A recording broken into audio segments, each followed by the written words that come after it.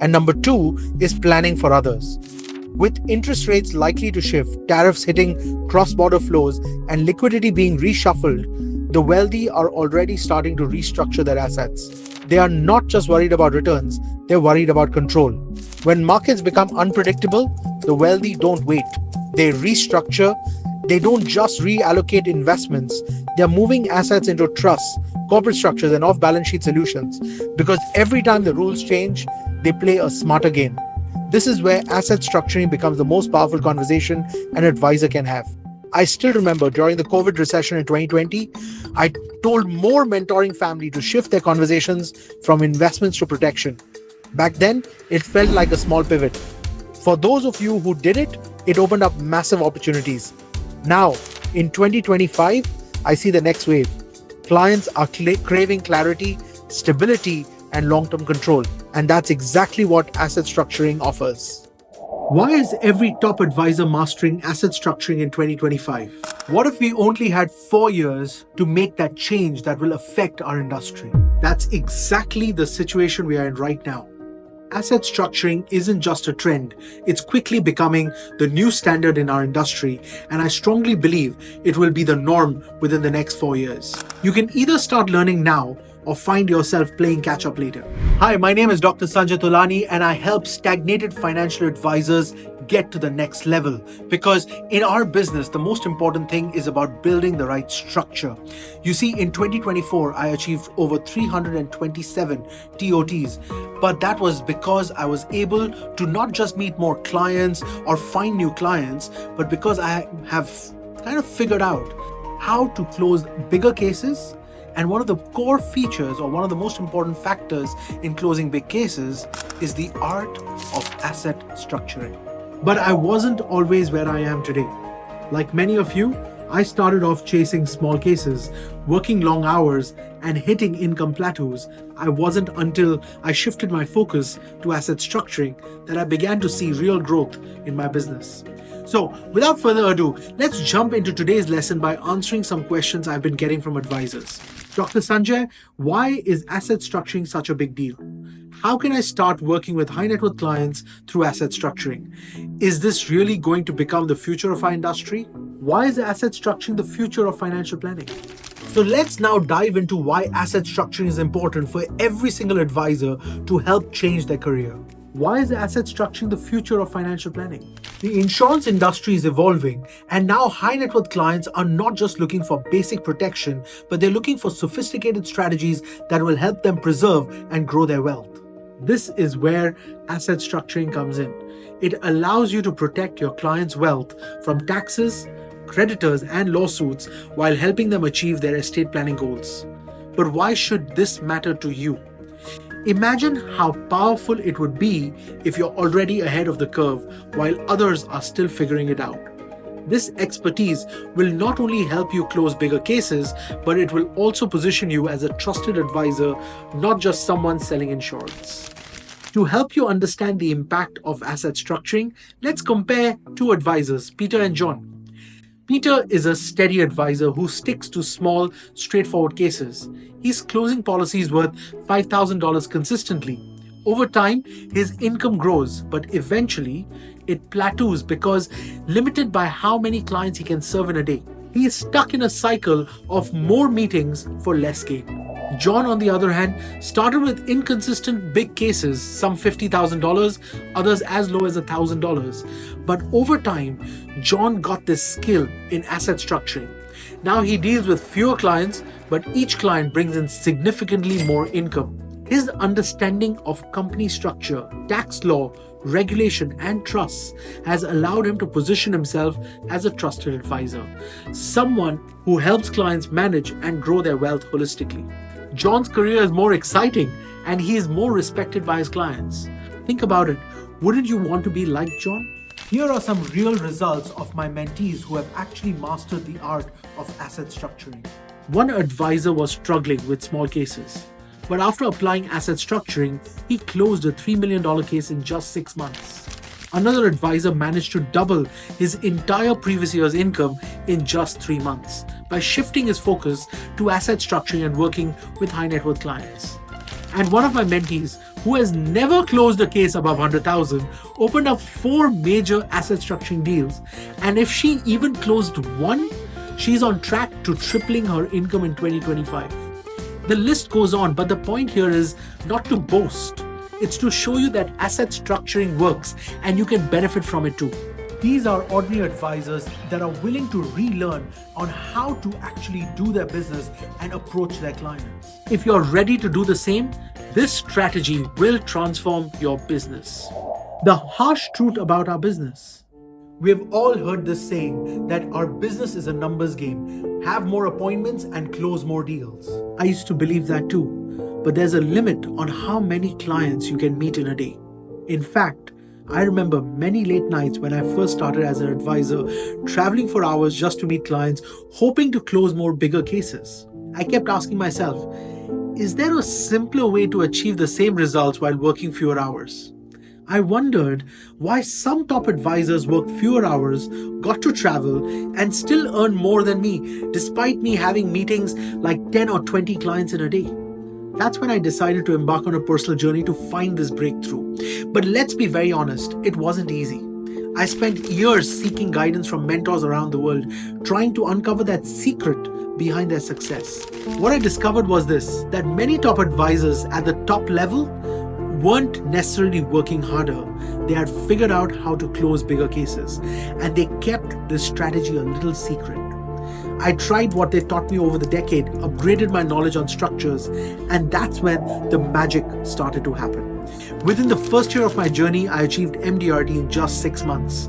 By the second year, it was 3 months. The next year, 1 month. And in 2024, I reached an incredible milestone of 327 TOT. Let me be clear, this isn't just about working harder. What truly propelled my success was learning how to close larger and more complex cases, and asset structuring played a huge role in that transformation. It took me over 20 years to fully understand the potential of asset structuring.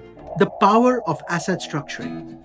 In 2024, I saw my efforts multiply by 1,000% compared to when I first started. This wasn't just by selling insurance. It was about mastering the art of creating long-term value for my clients by protecting and growing their wealth. But before you get too excited about what asset structuring can do for your business, let's be real for a moment. Success in this field doesn't happen overnight. To make the most of this powerful tool, you need to meet 2 key requirements. Requirement number 1 is mindset. You have to understand what is truly big. If you think $10,000 is a big case, that's where you limit your stay. Shifting your mindset to think in terms of larger, more complex cases like $100,000 or $1 million policies opens the door to bigger opportunities. Asset structuring requires you to think about protecting and growing your client's entire portfolio, not just a piece of it. I remember one of my mentees from the Big Case Closer mentorship started off with me with 3 years and said, 100,000 premium is a large case. Today, he only wants to focus on opening up cases where at least the premium is $500,000. A lot of advisors get comfortable in their comfort zone. But if you want to break through, you need to relearn and expand your vision of what's possible. That is something I always guide my mentees on. The second is skill set. You must develop the technical skills to navigate asset structuring. This includes understanding tax laws, business structures, estate planning, and even more. Without these skills, you won't be able to serve high net worth clients effectively. Just like any other profession, having the right skill is non-negotiable if you want to be the best. You're probably thinking, Dr. Sanjay, if asset structuring is so important, then why isn't every advisor already a master in it? That's a great question, and one I get asked a lot. The truth is, there's simply not enough accessible information about it. Asset structuring is a term I developed to better explain this concept to my own mentees. It doesn't expect or exist in a formal professional term yet. Just like how back in 2020, I introduced the idea of concept presentation to teach advisors how to shift conversations from products to concept. Asset structuring was created for the same reason, to give advisors a framework to navigate complex financial strategies. Think about it. Most advisors are trained in traditional financial planning and selling insurance products. But asset structuring goes beyond that. It requires a deep knowledge of tax laws, business structure, estate planning, and an understanding of how to protect and grow a client's entire portfolio. This isn't something you can just pick up in a typical training or a textbook. You'll probably need to read 100+ books and spend thousands of hours studying just to scratch the surface. For example, how do you combine trust with insurance? How do you integrate a corporate structure with personal wealth strategies? And that's why in 2022, I actually started a secret project behind closed doors. I called it Asset Structuring 2030. A strategic initiative designed to keep advisors from our family ahead of the curve. I saw a major gap in our industry, and I wanted to make sure that serious advisors had access to the knowledge that could transform their careers. It's taken me over 20 years to build this expertise by doing my PhD in finance and with hands-on experience working with high net worth clients. I have been fortunate to have access to some of the best resources and mentors, but many hardworking advisors out there don't get the same opportunities. Even when they do, the information they find is often outdated, and that really frustrates me. This is exactly why I focused on creating an up-to-date, practical content around asset structuring so advisors like you can stay implementing these strategies right away. Here's the tricky part. At the highest level, where advisors are earning significant income, very few take the time to document what they do. Why? Because they're busy closing deals, managing portfolios, and handling complex financial structures. Teaching takes a backseat. So even if you're willing to pay to learn, finding someone who can truly teach you asset structuring becomes a real challenge. And the reality is, you can't just learn asset structuring on your own. You have to be brought into it. It requires mentorship, real-world examples, and someone to guide you step by step. That's why after refining these strategies over the years, I'm now sharing them through the Asset Structuring Club and my Big Case Closer mentorship. Have you noticed I've been quieter on social media? Some of you might have realized that since mid-2022, I've organized fewer events and been less on social media. It's not because I've stopped mentoring, actually quite the opposite. The business has been incredible thanks to asset structuring. I've been expanding more time with my mentees, helping them capitalize on these opportunities while continuing to meet my clients and close bigger deals. You see, mentorship and sharing knowledge aren't things I do it because I have to. They are truly because I'm passionate about it. I'm still out there meeting clients and closing deals just like you. I've been using asset structuring to maximize my results for both myself and my mentees. That's why I've been working hard to keep this drive and this wave of opportunity. But here's something to note. I haven't aggressively marketed the Asset Structuring Club or the mentorship in 2024. Why? Because I wanted to keep it very intimate and focused so that mentees who joined could get the most out of it, and I've been watching as they open bigger cases, land higher premiums, and realize what truly is possible with these strategies. Seeing their breakthrough movement keeps me motivated and excited about the future. Most importantly, I want to give those of you who believe in me a competitive advantage in 2025. In fact, some of the advisors who started this journey, they were very skeptical. Now they are closing 7-figure premiums and have completely shifted their mindsets. They've become trusted advisors to their clients, not just insurance agents. And that's what keeps me passionate about continuing to refine and share these strategies. Now, here's the good news. I'm excited that the Asset Structuring Club and the Big Case Closer mentorship program is now officially open. But let me be upfront. I've intentionally kept these programs small and intimate for a reason. My focus is on giving each mentee personalized attention, ensuring they truly master these strategies. I'm not aiming to take on a large number of people. Instead, I want to work with advisors who are serious about transforming their business and scaling to the next level. Each year, I only accept a select number of advisors. Once the slots are filled, that's it for that year. And trust me, they fill up fast. So, if you're ready to take your business to the next level, Now is the time to act. You don't want to be left waiting another year to join. Why now is the time to start? Let me be clear that those advisors which have mastered the art of asset structuring will be the ones leading and dominating this industry. For those of you who actually miss out on this trend, I want you all to understand it has already started. And if you don't master this art now, you will be left trying to catch up with all the other advisors that have mastered asset structuring. The opportunity is here and it's now. You have the chance to be part of this vanguard, the select few who are truly prepared to navigate this changing landscape. Don't wait until it's too late. Hey Asset Structuring Club members, what if you could step into 2025 fully equipped to approach high net worth clients confidently and consistently securing larger cases? Imagine becoming the advisor your clients trust to protect their wealth, minimize their taxes, and plan for generational security. This year presents a massive opportunity. The demand for advisors who can help high net worth clients structure their assets effectively is greater than ever. In 2024, we saw some truly remarkable results within ASC. Many members who once hesitated to approach high net worth clients have now mastered the art of opening up valuable conversations with them, quickly demonstrating expertise that earned their trust. By applying the ASC framework, several advisors reported that they're opening up cases that are 5 times larger than usual. Others experienced transformation in client relationships with satisfied clients not only returning but actively referring more high-value leads. The results speak volume about the effectiveness of this approach and the impact it can have on your career. Yet, it is no secret that working with high net worth clients comes with a unique challenge. Many advisors struggle to understand complex client needs or don't know where to start with decisions around wealth protection and asset structuring. This is where Asset Structuring 2025 can make all the difference. This year's modules are designed to evaluate you as the go-to advisor, also providing you with a comprehensive strategy that high net worth clients seek. Here's what you can expect when you join today. In May, International Asset Structuring Masterclass.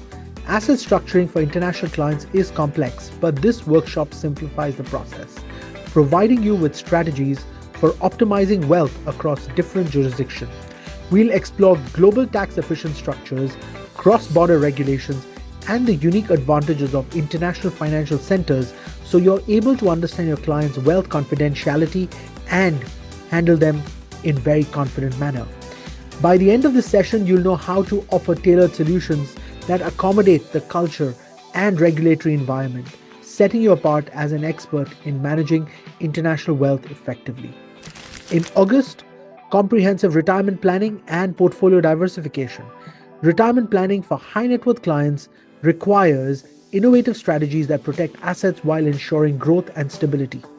In this workshop, you'll discover how to build diversified portfolios that withstand economic volatility with a focus on modern retirement strategies and alternative investments. These insights will allow you to secure your clients' futures and provide them with options that go beyond traditional stock portfolios, making you their trusted advisor and providing them financially stable retirements. October and November, we are going to have final sprint and 2025 market wrap-up. As the year draws to a close, our final sessions are all about helping you wrap up 2025 on a high note and prepare strategically for the year ahead. We'll review successful frameworks for closing big cases in Q4 and lay out market predictions for 2026. This is where you learn specific high-impact methods to end the year with record numbers and a solid plan for growth, ready to tackle new opportunities in the high net worth market. November, we're going to touch on trust and effective management, where basically we're going to talk about how to build the right trust structures and the legal process that will be daunting because this workshop is designed to simplify it. You'll gain tools to streamline trust management, automate documentation, and ensure compliance without sacrificing security. We are also going to discuss the importance of client communication in this context, empowering you to educate clients on how trust management protects their assets. By mastering these areas, you will be well positioned to provide the efficient professional experience that high net worth clients expect. For those who join us this month, your membership will last for a year, and you'll also get to attend February 2026 topic, 30 high net worth prospecting concepts. How to attract high net worth clients to ask you for a meeting without pitching anything. What if you never had to pitch again? What if your next 10 clients messaged you asking, "Can we have a chat? I heard you're the person to speak to." That's exactly what we're covering in February's session. By focusing on value-based selling, you'll gain tools to position yourself as an advisor who truly understands high net worth client needs, setting the stage for long-term relationships that drive continuous business growth. Now, we're going to have throughout this year on-demand access to new asset structures. ASC members will also have exclusive access to emergency workshops on the latest asset structuring techniques, ensuring you stay in the forefront of market innovation. For example, we did a UK tax law workshop early this year to help members to prepare for the impact of UK law changes for their clients. Even if you do not have UK clients, sharing this knowledge differentiates you from the rest. In 2025, we'll be introducing new structures designed to offer value adds to your clients, along with trainings on how seamlessly to incorporate these strategies into your practice. This kind of on-demand learning helps you anticipate client needs and leverage emerging opportunities with ease. Join the 2025 journey to become the trusted asset structuring expert. As an asset structuring expert, you will have access to ASC support system. Whenever you have questions, encounter a challenging case, or need advice on implementing these concepts, our team is here to help. Remember, every journey to success begins with a single step. Join us on this journey in 2025 to achieve the results that set you apart from the rest. With Mastering Asset Structuring in 2025, you're not just gaining knowledge, you're building a reputation and future that will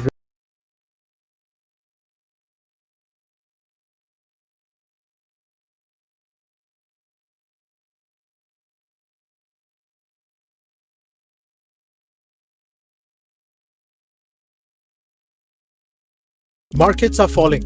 Interest rates may pivot. Global trade is being restructured. Is this an opportunity or a fear for financial advisors like us? You see, every market shakeup creates two responses. Number one is a panic for some, and number two is planning for others. With interest rates likely to shift, tariffs hitting cross-border flows, and liquidity being reshuffled, the wealthy are already starting to restructure their assets. They are not just worried about returns, they're worried about control. When markets become unpredictable, the wealthy don't wait. They restructure. They don't just reallocate investments. They're moving assets into trusts, corporate structures, and off-balance sheet solutions. Because every time the rules change, they play a smarter game. This is where asset structuring becomes the most powerful conversation an advisor can have. I still remember during the COVID recession in 2020, I told more mentoring family to shift. All right. All right. Good morning, good afternoon, good evening, wherever you are. Nice to meet you. Welcome to Objection Handling 2025. Wherever you are, it's so nice to meet you. My name is Nitesh, and for some of you who have not met me, I'll be the MC for the day. And but of course, the session today is not about me. It's going to be about you. It's going to be about you who want to level up in 2025 and make this year and the coming year your best year yet. All right, before I start the session, can I see in the chat who all are all tuned in? Hello everyone. Hello, hello. All right, fantastic, fantastic. Okay, great. So, today's session is for you, for all of you advisors and anyone who want to make this year your best year yet. Those of you who have ever faced rejection in the past, those of you who have ever faced no in the past, those of you who want to learn the skill set, the mindset, and the tool set to separate advisors and the top 1%. This session is for you. Now, of course, the one who's going to be leading the session he's a person who needs no introduction, the legend in the field. All right, good morning. Good morning, good afternoon, everyone. All right, so the person who is going to be leading the session today, he needs no more introduction, but I'll try. right? In 2024 alone, he has achieved 327 times TOT, serving clients from 68 countries, working solo.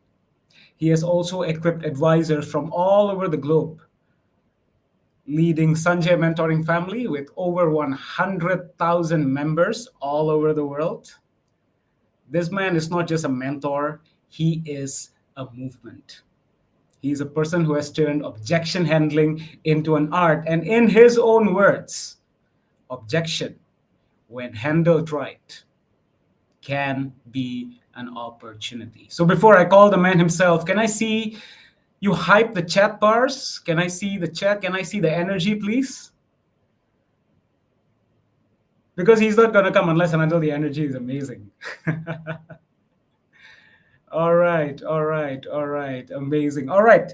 Without further ado, let me call the man himself, Dr. Sanjay Tolani.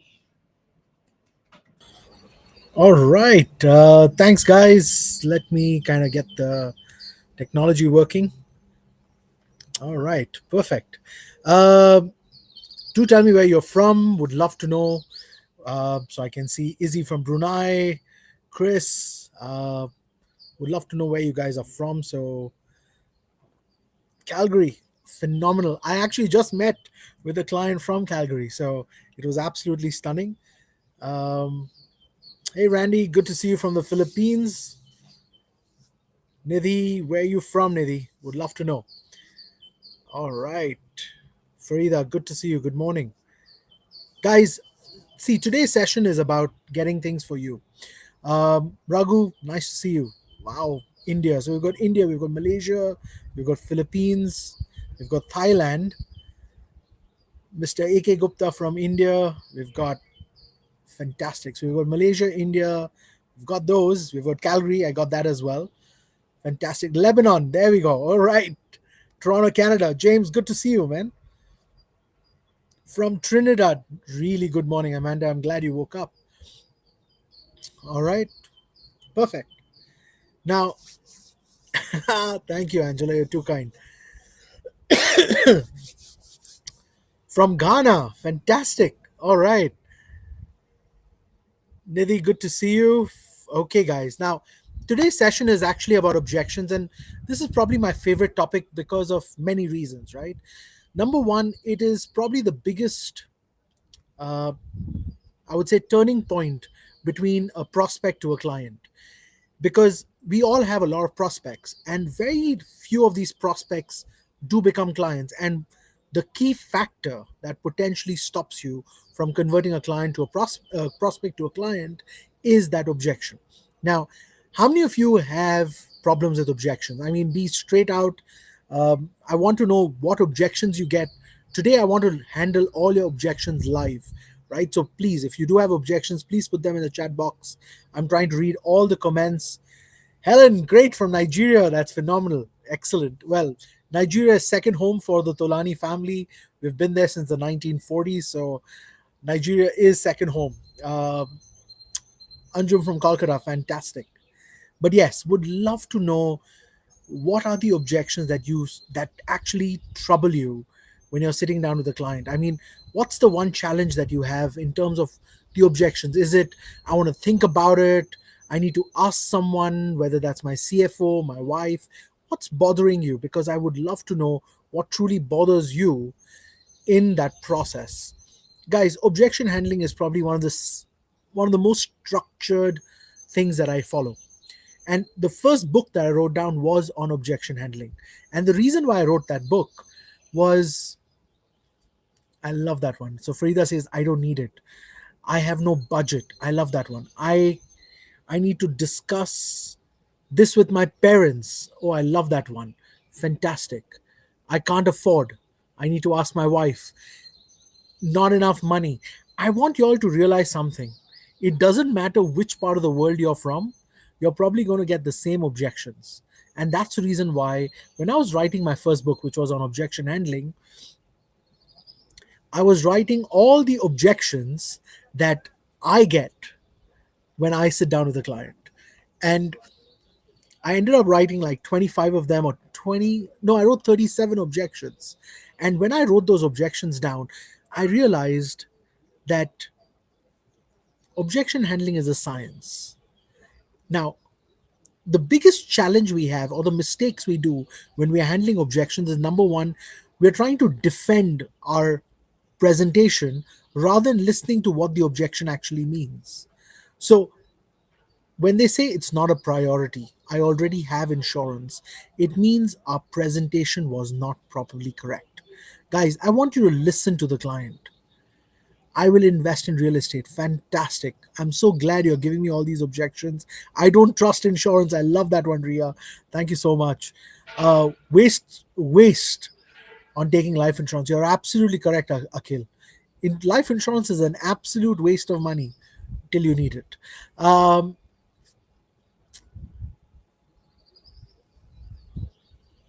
and ask, have you cleared MDRT yet? Axel, well, congratulations. That should be your first target then, getting cleared through MDRT. My business having more returns than your product. I would rather put money in my business rather than your product. Guys, I want you all to realize this. We all have the same objections, irrespective irrespective of which country you're in. I don't need to leave anything to my children as they're capable of handling their own money. Fantastic. I'm financially sound. I don't find a reason for taking insurance. I will invest on equities and build my portfolio. Fantastic. Insurance causes low liquidity. Cash is king. I love that one. I don't believe in insurance. Do you realize how many times you've heard that one today? I don't believe in insurance. If you're looking at the chat, you will realize how many of you've got that. I need more time to think. I prefer to invest with robo advisors. That is phenomenal. Fantastic. The plan is good. They become silent, busy again. All right. Secret of wisdom. It is an expense. Insurance is a scam. You're absolutely correct. It is a scam. We scam you by taking premiums and we give so much more money to your family. I don't know how we run it. You're absolutely right. It is a scam. I love that one. How many of you have heard this one? It is a scam. Tell me. Just tell me I do. How many of you have heard this one, that insurance is a scam? How many of you have heard that? I have a lot of money. I'm a rich guy. I love that one. Oh, it's so fascinating to be doing this session because I think this is probably the most exciting session for me. I want you to just read how many I do's you're going to get just by listening to insurance is a scam. Just read the number of I do's there are in the chat. It's insane. Guys, I remember a client telling me this, that Sanjay, insurance is a scam. And I said, Mr. Client, you know what? When I joined the insurance business, even I thought that, because think about it. You're paying me $10,000 and I'm giving your family $1 million. That has to be a scam. I mean, seriously, how can a company take $10,000 and pay your family $1 million? It's absolutely a scam. So I went down to do research to find out, how do insurance companies make money? So I'm going to tell you exactly how insurance companies make money. I mean, think about it. You pay 10,000, you die this year, they have to pay 1 million. You pay for 2 years, you've paid 20,000, you die, they have to still pay 1 million. You've paid for 10 years, you've paid 100,000, you die, they still have to pay 1 million, because there's no investment that could potentially do that. You're absolutely correct. It is a scam. So how does the insurance company make money? When you pay 100,000 over 10 years, and after 10 years you say, you know what, cancel my policy, and they give you back your 100,000, or they give you back 70,000 or 80,000. That's how they make their money. They make their money when people cancel their contracts, because if you kept your contract right to maturity, you kept it till you died, they cannot make money. And one of the most important factors in making an insurance company profitable is what we call a lapse ratio. How soon does a client lapse his policy? So, if you truly want to make money from insurance, the best way to do it is buy an insurance and not cancel, because that's when they lose money. So, if you're a true client who understands that you're in the business of making money, just the way you're doing all your investments, and you never want to lose money, the best strategy is buy insurance and never cancel. Always works. Um, It's probably one of the best, simplest problems when it comes to handling an objection. Guys, I want you to think about this. Objection handling, I've broken it down into what we call a four-step process. Step number one, acknowledge the objection. Step number two, ask the right question. Step number three, give a solution or an example. And step number four, make it relatable. That is a four-step process. So, objection handling, while it is an art, it is also a science of step by step. Step one, step two, step three, step four. And that's what you need to focus on. Is step by step, what do you need to do to become effective in this business? You see, the biggest mistakes that we make when we're handling objections is we try to defend ourselves rather than listening to what he's trying to say. Don't defend yourself. You have not done anything wrong by suggesting someone to buy life insurance.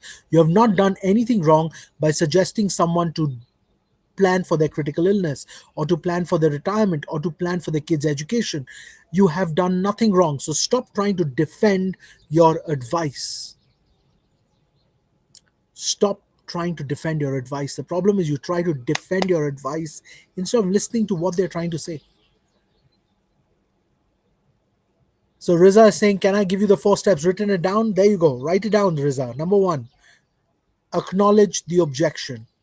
Step number two, ask the right questions. Step number three, give a solution or an example. And step number four, make it relatable to them. Those are your four steps, Riza.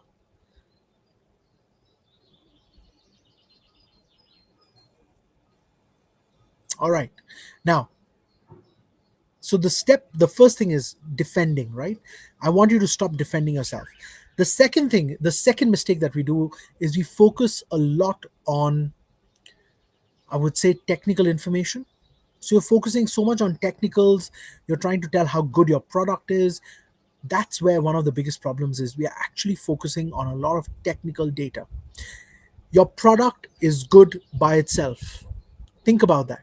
Your product is good by itself.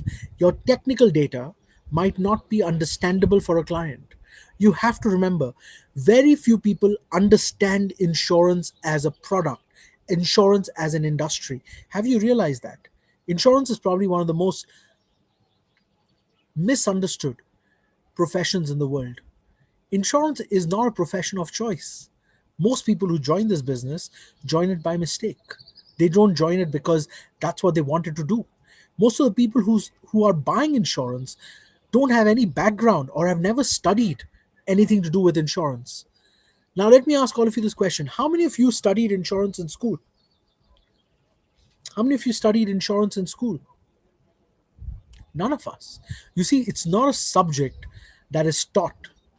We are taught about cells and we're taught about geography and we're taught about biology and chemistry and physics. How many of us are taught insurance as a product or insurance as an industry? And insurance is not part of finance. We've got that wrong as well. You see, the problem is we've been told insurance is a part of the financial industry when it is not. We are exactly the opposite. Think about it. Investments, when you put money into an investment, let's say I put $10,000 today, right? Your investment portfolio grows like this, right? So it'll start here and it'll grow like that. With your insurance portfolio, you put 10,000, you've got $1 million of cover, and as you put, your return actually goes negative. So the longer you live, the lower your IRR. And with the investment, it's exactly the opposite. The longer you are invested, the higher the IRR. How many of you have calculated what we call IRR, the internal rate of return? On a year by year basis, the longer you are insured, the lower your IRR becomes. When is the best time to buy insurance, guys? When is the best time to buy insurance? One day before you die. Think about it. The best time to buy insurance is one day before you die. Buy today, die tomorrow, you have the maximum return, right? It's got the highest IRR. And as you postpone it, right? So the longer you live, your IRR actually drops. But in the world of finance, we talk about long term, and then we talk about long term IRR, which comes through investments. Now, the question is, which one do I focus on? Which one do I focus on? Do I believe that I'm going to live long? If yes, I should be doing investments. Do I believe something could happen to me today? If yes, then I should be insured. And they both are what we call contradictory yet complementary. They're contradicting, but they're complementary strategies. So if you can build a strategy that does both long term IRR, long term benefits, short term IRR, short term benefits, if I can combine that, that's truly. Asha says you can't even calculate the IRR if you die the next day because it's unlimited, literally. Asha, you're absolutely correct. And that's exactly what I'm trying to tell you. The IRR is so high that you actually can't calculate it. It's impossible to calculate an IRR of something that's 1 day old. Well, you can. Technically you can. You can put in the negative cash flow today and a positive cash flow tomorrow, and you can calculate the IRR. But the whole point is, what am I trying to calculate? Guys, the most beautiful thing about insurance is, first of all, it creates money that does not even exist. You see, we're protecting your future income, money that you haven't earned. Money that you haven't earned. You're protecting your future income. And that's one of the most important things. Are we doing that correct? The way we structure our assets, the way we hold our assets, the way we use insurance to wrap our assets is what makes us truly successful. And the problem is we spend so much time speaking about technicals that our clients get lost. I mean, most clients don't even know the meaning of IRR or NPV or NPVGO, or they don't even know what those are. Dharmesh says death is not certain, but return is certain. Dharmesh, are you, I mean, seriously, I love that statement. Death is not certain. I don't know which world you live in, Dharmesh, but I can promise you death is certain, return is uncertain. It's the other way around, my friend. Death is certain, but return is not certain. It's the other way around. So Dharmesh just said, death is not certain, but return is certain. It's exactly the opposite. Death is certain, return is not certain. Um, Dharmesh, it's exactly the opposite. The third problem that I see with objection handling is we take it very personally. We get offended if our clients give us an objection. Stop taking it personally. The objection is not on you. The objection is about their doubts. They don't have clarity.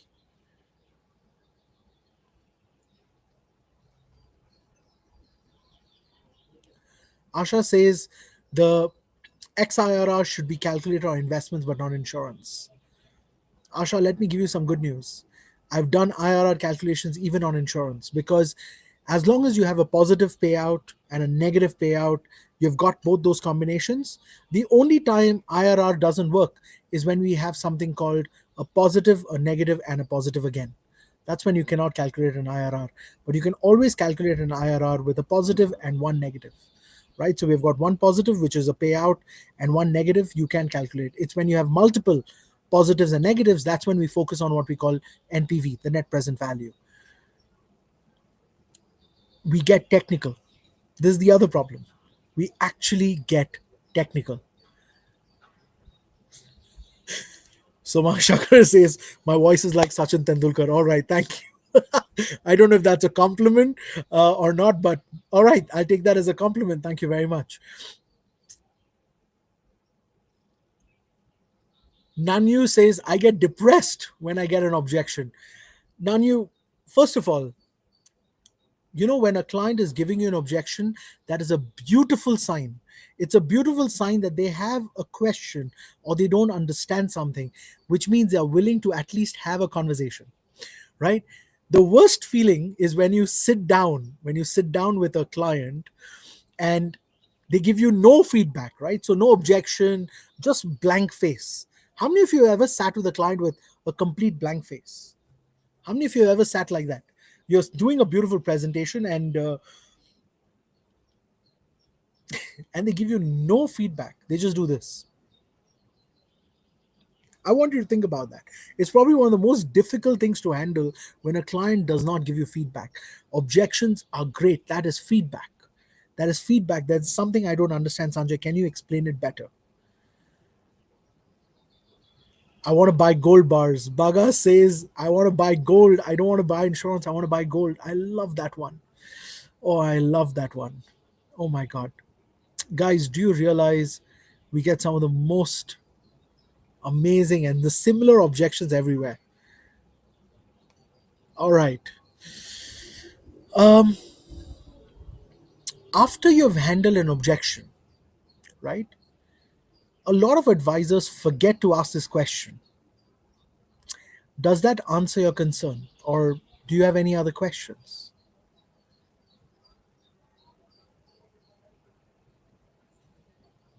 Right? So, when you've handled an objection, one of the mistakes that we make is we forget to ask this question. Does that answer your concern? Because if it doesn't answer their concern, that means that objection is still there. You have to find a way to handle that objection. Property gives more return. I love that one. I love that one.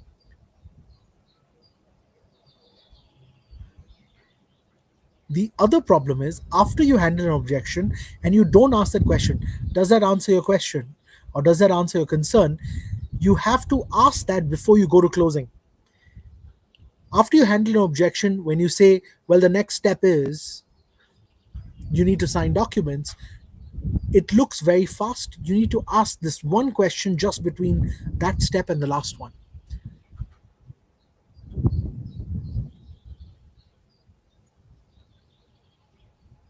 All right. I'm going to ask all of you this question, right? Um, so we're going to talk about 12 very interesting objections. How many of you have recently got this objection that I'm using AI to do my financial planning, so why do I need to talk to an advisor? How many of you received this? I love this one that Chris has said. I don't like to think about accidents or anything negative. I love that one.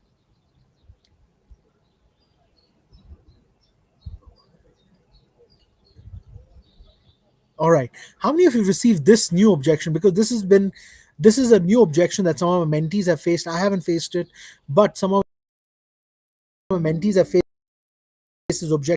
I've started using AI to do my financial planning, and I don't understand why do I need to speak to a financial advisor.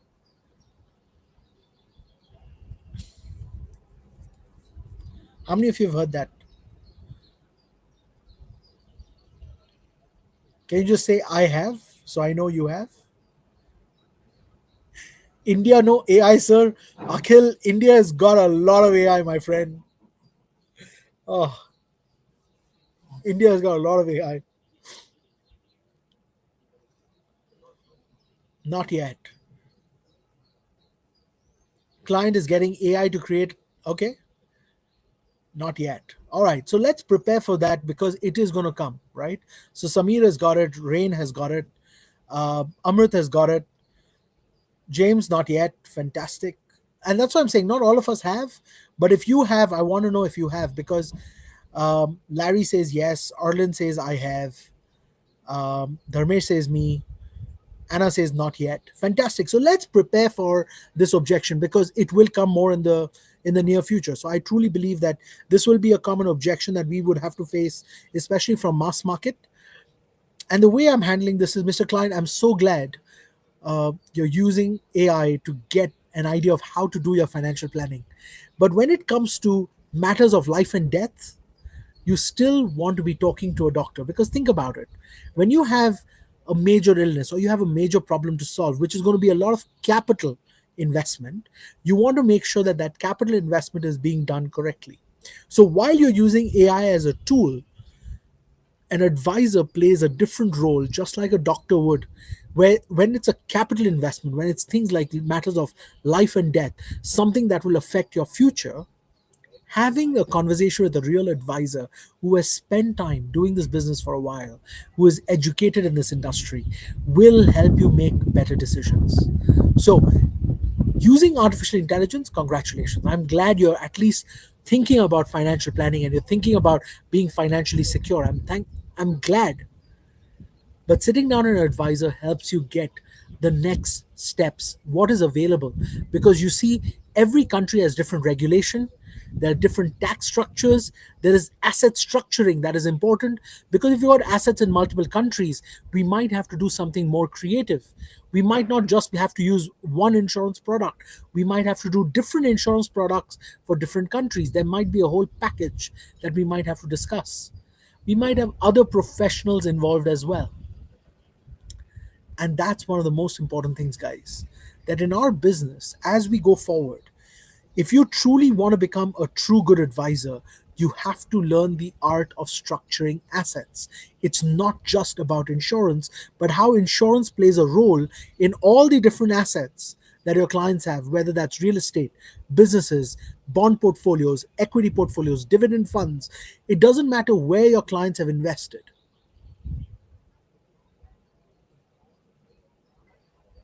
Amrit just said something very interesting. I also have doctors complaining that patients are coming with AI diagnosis and asking them to follow the AI diagnosis plan. That's one of the most interesting things that's happening everywhere, right? However, the good news is nobody wakes up in the morning and thinks, you know what, today I think I should buy life insurance. There are three areas of expertise that I want you all to think about. All right. And you can't learn all three. But there are three things I want you to worry about. And this is probably where our business will be heading in the next, I would say, about 24 to 36 months. In the next 24 to 36 months, if you truly want to become successful in this business, you have to learn this. Write this down, guys. You have to understand how insurance, tax, and the legal structure are going to intersect to build the perfect strategy. Write this down. Insurance, tax, and the legal structure, how these three are going to intersect to build a perfect structure for your client's estate and assets. And if you don't learn these three together, you don't understand how insurance, tax, and the legal structure work together, you will be replaced by advisors who can.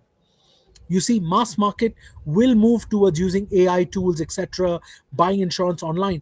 But when it comes to high net worth clients, they cannot take risk with their entire estate. And I'm talking about high net worth. When I'm talking about high net worth clients, I'm going to break down high net worth clients for you today because that's very, very important, right? Hitesh has said something very interesting. Who will take the blame when the client suffers a loss after taking advice from an AI? Who takes that blame?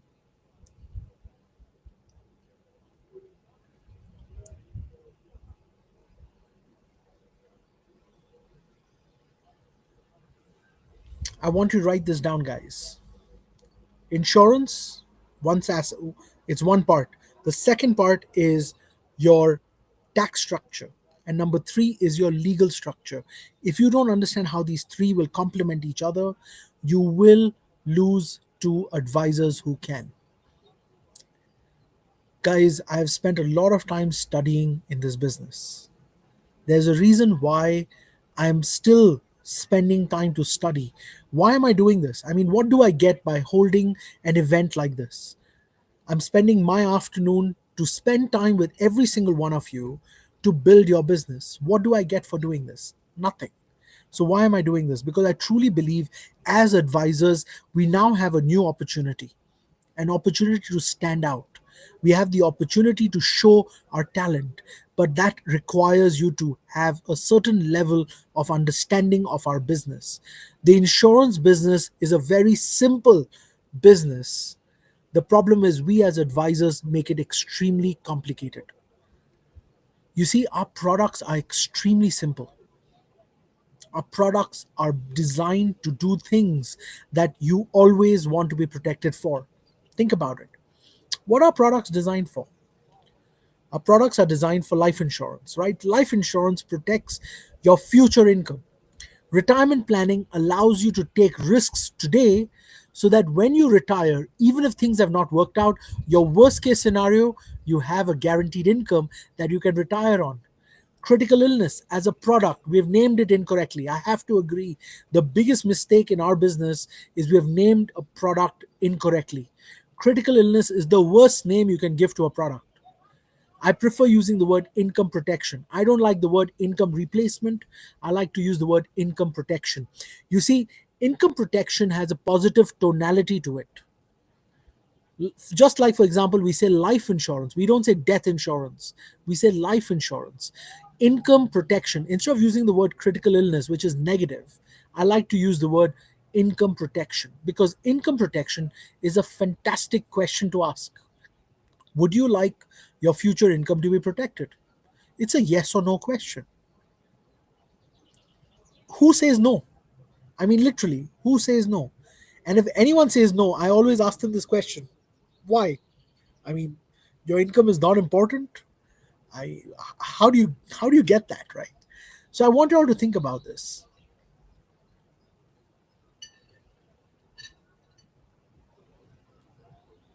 We've got that wrong. Children's education. If you have kids, you have to plan for their education. It's a no-brainer. That's what I love about our products. We have got 4 products. We don't have any more. Keep it simple. Don't complicate our products. Don't complicate our business. Guys, keep it simple. How many of you have heard this objection? I've seen people paying for years for life insurance and never use it. How many of you have heard that objection? I've seen people paying for years and I've never seen them use it. Just say, I have.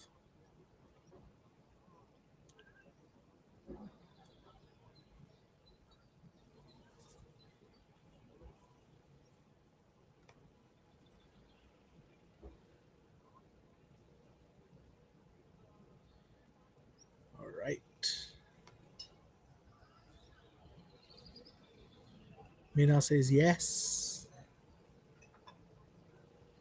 All right. Rennie says, I have.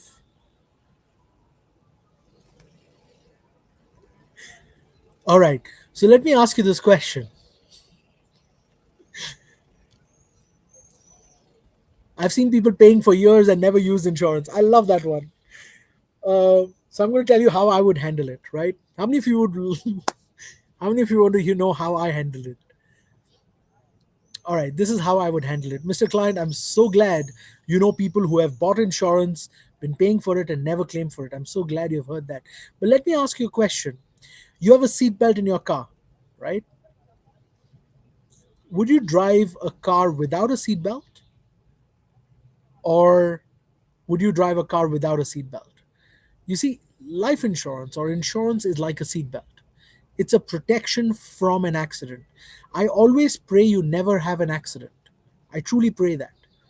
Because when you do, the seatbelt might protect you, but it will still harm you. You see, you still have to suffer to get the claim. I truly pray that you never have to suffer. And that's one of the most interesting things that I tell people is insurance is like a seatbelt. It's like an airbag. You don't want to try it. I pray you never have to use it. But in case you do have an accident, I pray you always have it. Right? That's what I pray for. That I pray that if you ever do need it, it's available. But I pray you never need it. And that's the beauty about life insurance. That's the beauty about critical illness insurance. That's the beauty. So, Mr. Client, would you drive a car without an airbag, without a seatbelt? The answer is no. So if you have a car, you need an airbag, you need a seatbelt.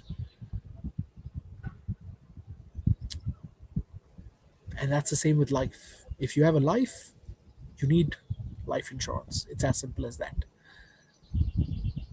Now, how many of you have heard this objection? I need to ask my accountant first. How many of you have heard that?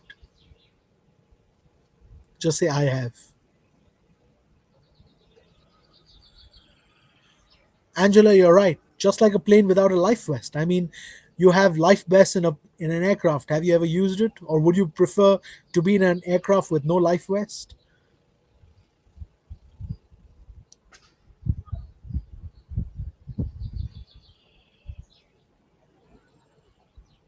How many of you have heard this one? I need to ask my accountant.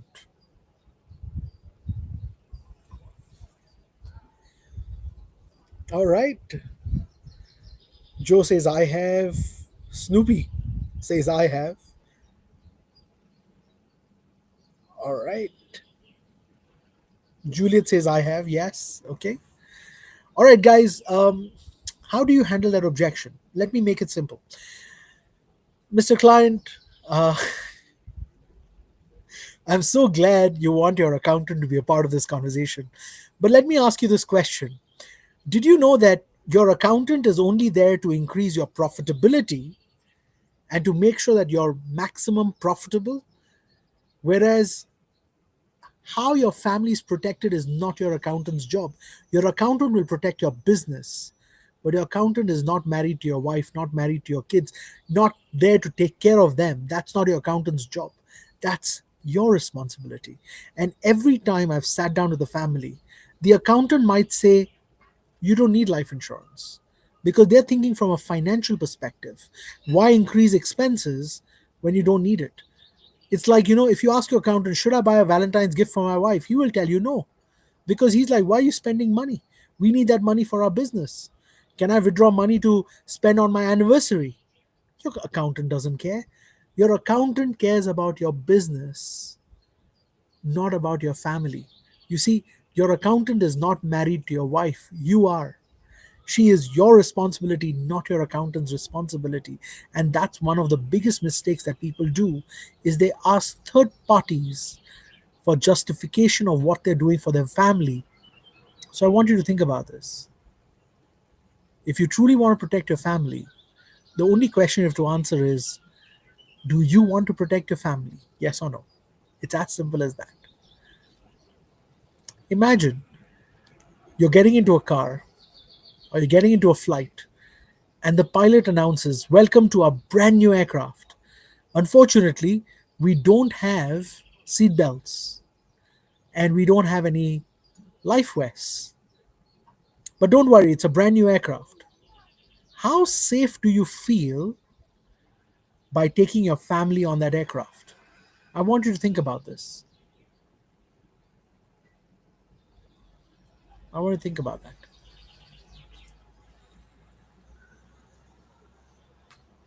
Guys, keep it simple.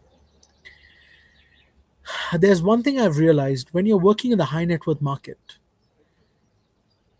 you have to learn to keep it simple.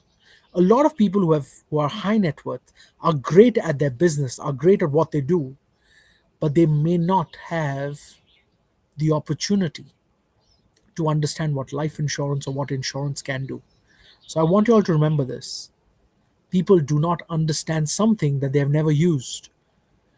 It takes a while for people to understand the purpose of life insurance. So don't get dissatisfied.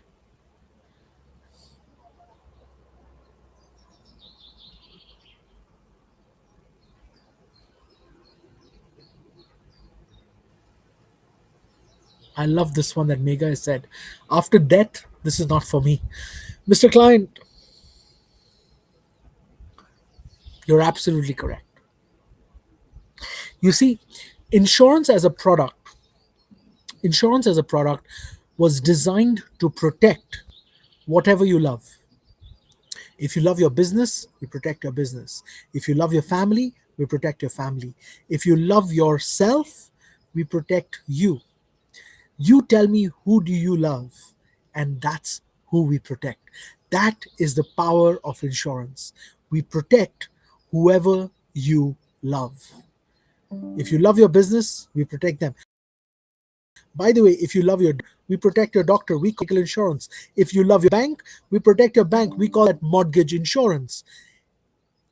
If you love your car, we protect your car. It's called car insurance. If you love traveling, we protect your travels. It's called travel insurance. Whatever you love, we protect. That is the power of insurance. By the way, if you love yourself, I would definitely recommend you to have two products: have a fantastic retirement plan and have a fantastic income protection plan. Because when you are sick, I want to make sure you get the best lifestyle continuing. And in case and when you do turn old and you stop working and you don't have the income, I want to make sure you always have the income to live the lifestyle that you dream of. So, Mr. Client, whoever you love is who we protect. And I absolutely love that one.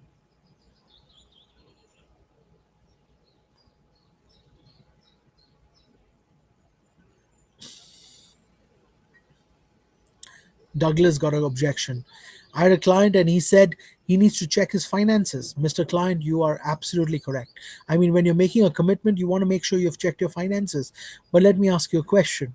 Would you like me to cover you for about 3 weeks for free while you're checking your finances? Because you see, my company realized that a lot of people want to be protected, and while they're checking their finances, I want to make sure that you're also protected. So you've got 3 weeks to check your finance. No hurry. Take your time. You've got 3 good weeks. We call that the free look period. You've got 3 weeks to think about it. Take your time. No hurry. um, so I'm not in a hurry at all. But while you're checking your finances, I'm going to make sure you're protected. Would you like that? That's how you handle that objection. Keep it simple.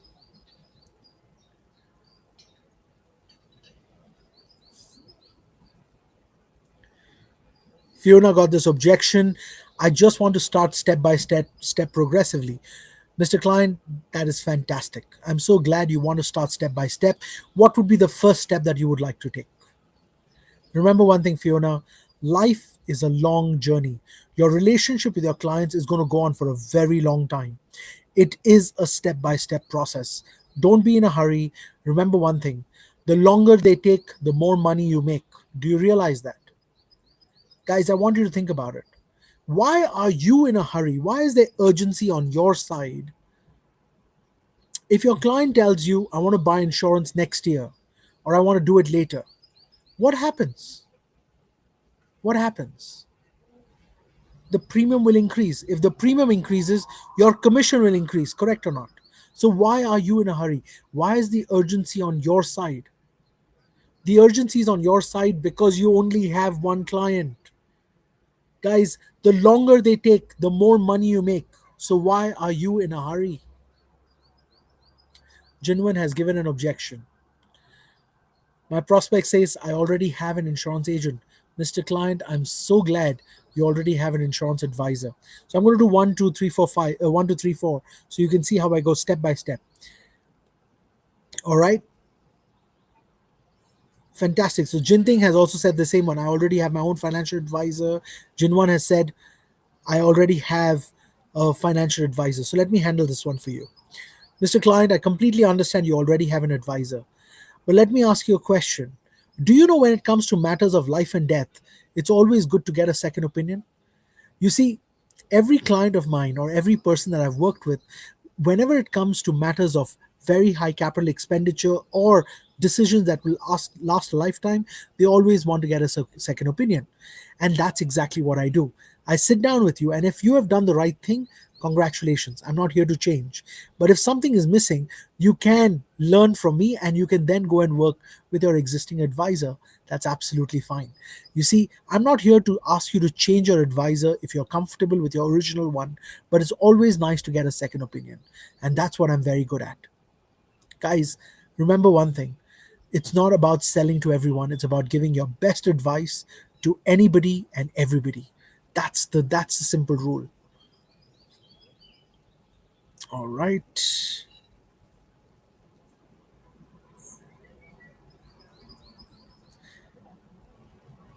All right. Anita has given a very interesting objection. Sanjay, the lifetime income plans that I have got very low surrender value. What if I need a big chunk of money? So, Mr. Client, Anita, I completely understand where you're coming from, but let me ask you this question: are you putting all your money into your lifetime income plan? I presume not. You see, When you need a big chunk of money, I want to make sure you also have that chunk of money on the side. Now, what do you really need a chunk of money for? Number one, you want to, in case you pass away, that's when your family needs a big chunk of money. In case you fall sick, that's when your family needs a big chunk of money. What else would cause you to need a big chunk of money? So, having done the research, we actually found out that nobody needs a big chunk of money except for medical emergencies and in case someone passes away. There's no other reason why someone needs a big chunk of money. But what you do need is a guaranteed lifetime income because nobody else other than me is going to guarantee a lifetime income for you and for your family. And that's the beauty about the work that I do. In case you fall sick, we have something called income protection, which will give you a big chunk of money. You have health insurance that'll take care of your bills. Your lifetime income plan will continue to keep paying out your income that will help you sustain your lifestyle, while your medical insurance or your critical illness insurance will take care of any major lifetime benefits that you might require. And in case you pass away, we have life insurance for that to protect your family. So I'm so glad you brought this up. Let's take care of the major reasons why somebody would need a lifetime big chunk of money during their lifetime.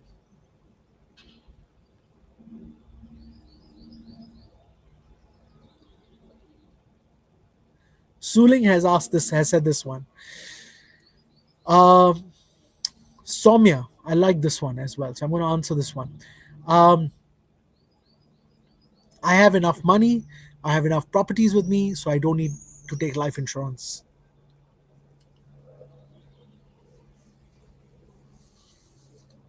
All right, Mr. Client, uh, I'm so glad you told me that you have money. Let me ask you this question. What do you buy insurance for? Your bicycle or your car? And I'm sure you'll say car. You see, insurance was made by the rich, for the rich, to stay rich. That's what insurance was built. Insurance was never made for poor people. It wasn't made for bicycles, it was made for cars. If you have anything that's valuable, you need to insure it. And if you're the person that's creating that value, we need to insure you. You see, insurance was built by the rich, for the rich, to stay rich. And that's something that a lot of people don't realize, that insurance is actually to protect rich people.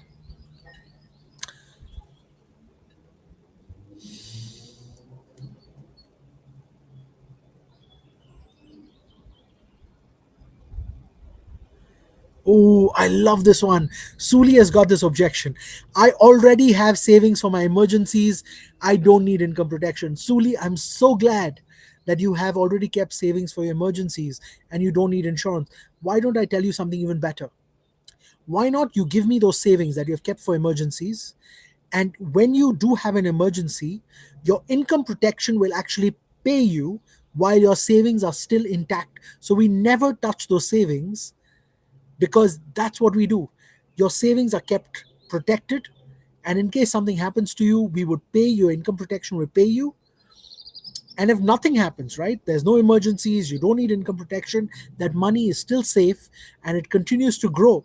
That's what we do special, right? We hold your emergency fund and amplify the effect of that emergency fund. And if there's no emergency, we keep giving you return on that emergency fund so that you're not losing the value of that emergency fund. The wealthiest people do that. You know what they do? Any money they want to leave for their kids, they actually put that money into life insurance. So let's say they want to give $1 million to their children or $10 million to their children. That 10 million does not disappear. That 10 million is there. In case something happens to him or her, it becomes 30 or 40 million, right? So we do a 3 or 4x. Now, if nothing happens to them and they feel, oh, wait a second, I don't need this, that 10 million still continues to grow because every year we keep having dividends or we keep adding interest or we keep adding growth to that 10 million. So that 10 million also continues to grow, and they always have got that 30 $40 million of insurance. So if something happens to them, we give a 3 or 4x to their children. If nothing happens, well, the 10 million is still there. You see, the 10 million does not disappear. And that's what makes it so special.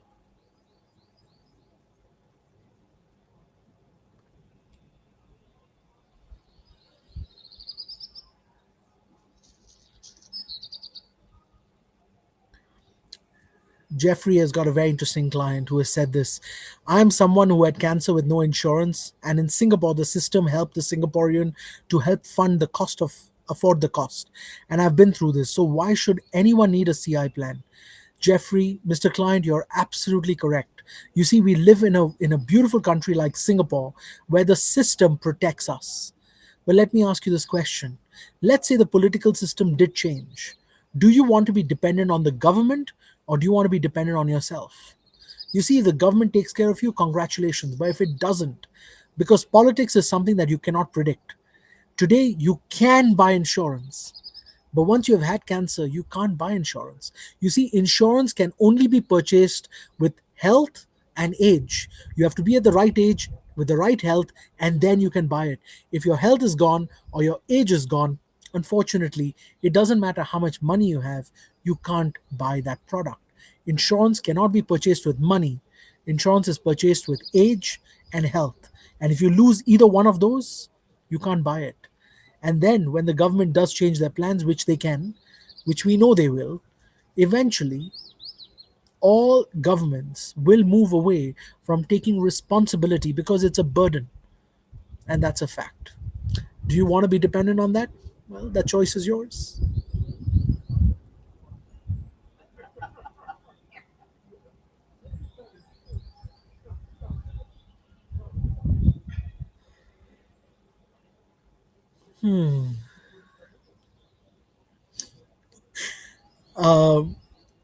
Asnavi has said something which is very, very funny, and I love that one. What if they say I'm too poor, I have more important things to pay other than insurance? First of all, Asnavi, stop working with such poor people. I mean, if they don't have money to eat, uh, why do you work with these guys? I mean, like, seriously, insurance was made by the rich for the rich. Think about it. I mean, you don't have any money. What do you want me to do? We don't create money. Guys, I want you to think about this. We are not money makers, right? We are income protectors. If you don't have an income, your income is not valuable, you don't want to protect it, that's your problem. It's not my problem. We are income protectors. We're not money makers. Let's get that very clear. We're not here to create money for you so that you can afford to pay your premiums. We can't do that. You go to the doctor prescribes you medicine, and you look at the medicine, you say, doctor, no money. What does the doctor tell you?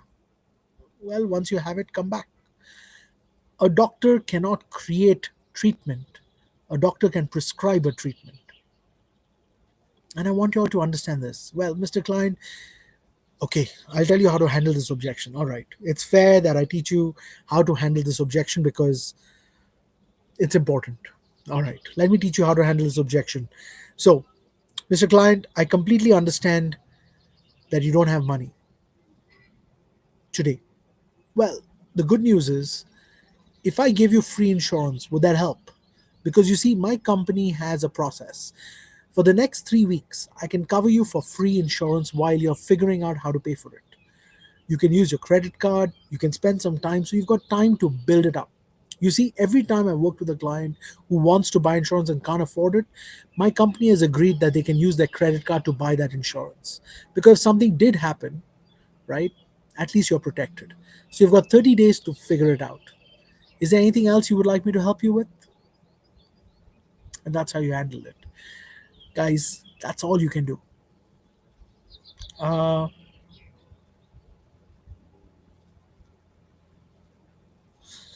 Dennis had said something very interesting. He said something, well, funny but cute. What if the client says that if the car without the airbag and seatbelt is going to cost significantly lower, I will still drive a car without the airbag. Mr. Klein, I completely agree with you. I mean, if the seatbelt and the airbag was not costing a lot, you would probably drive the car comfortably without a seatbelt and an airbag. But let me ask you this question. Would you be okay with your kids sitting in that car without a seatbelt and an airbag? You see, we are always okay to take the risk on ourselves, but we are not okay with our children taking that risk. Think about it. You see, as long as you are taking the risk, you're okay.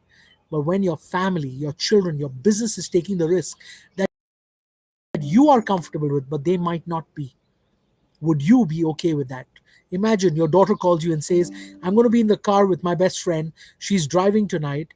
There's no seatbelt, there's no airbag. How comfortable are you hearing your daughter tell you that on the phone? So you're absolutely correct.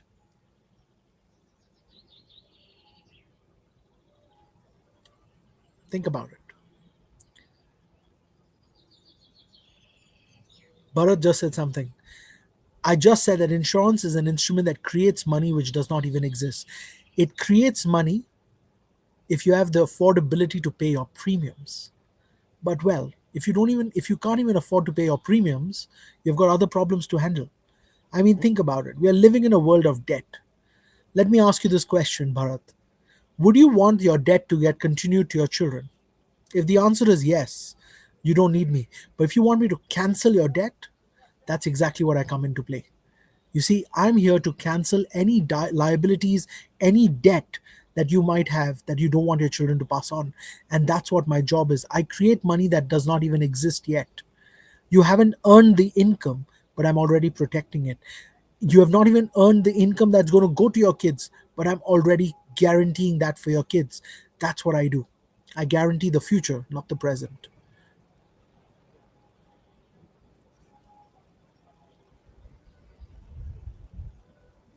Jeffrey said something very interesting. I don't believe in leaving anything for my kids. If they aren't good to earn for themselves, they aren't worth for me to leave them anything. If they are good, then they won't need anything from me. Jeffrey, you're absolutely correct.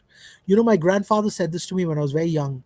He said, Sanjay, if I give you values, no, sorry, if I give you money and I don't give you the values, the money will be lost. But if I don't give you the money, I just give you the values will be lost. And I said, Granddad, that doesn't make sense. Everyone says, give values to your children, they will make the money. He said, no, son. Everyone knows that stealing is bad. But you know, when you're hungry, you will be tempted to steal. You see, money is not good, money is not bad, money is power.